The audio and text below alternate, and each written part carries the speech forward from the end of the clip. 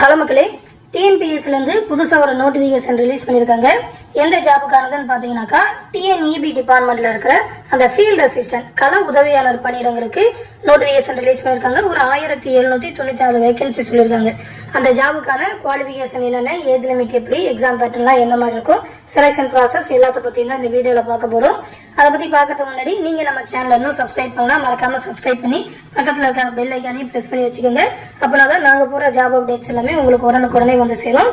இப்போ இந்த நோட்டிஃபிகேஷன் பற்றி ஃபுல்லாக பார்த்துருவோம். இந்த நோட்டிஃபிகேஷன் பிடிஎஃப் நம்மளோட டெலகிராம் குரூப்லையுமே கொடுத்துருக்கேன். இங்கிலீஷ் அண்ட் தமிழ் 2 பிடிஎஃப்மே கொடுத்துருக்கேன். அதுலேயுமே நீங்கள் டவுன்லோட் பண்ணிக்கலாம். Combine technical service examination ITI level 2 அப்படின்னு சொல்லி கொடுத்துருக்காங்க. இது வந்து ITI லெவலுக்கானது. 3/9/2025 டேட் சொல்லியிருக்காங்க. Notification number 13. ஓகேவா?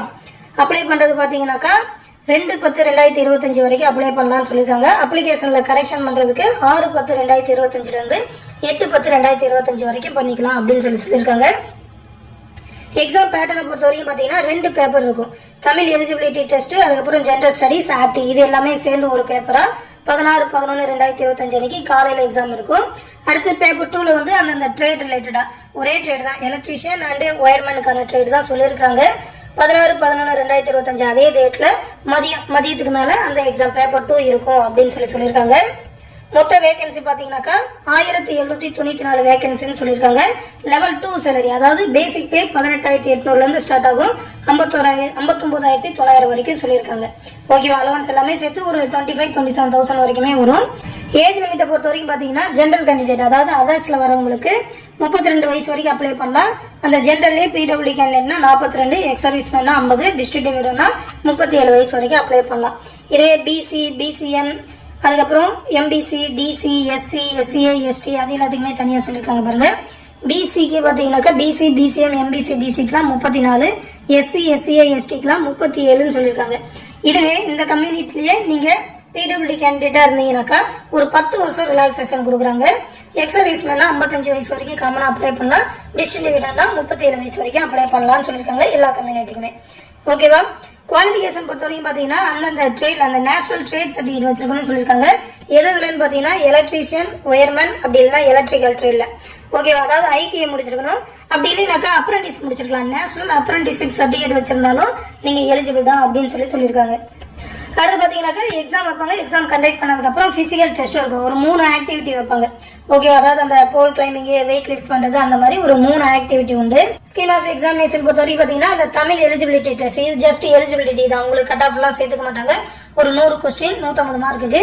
ஜென்ரல் ஸ்டடிஸ், ஆப்டி 2 சேர்த்து ஒரு 100 கொஸ்டின் 150 மார்க்குக்கு. 3 மணி நேரம் காலையில எக்ஸாம் நடக்கும்.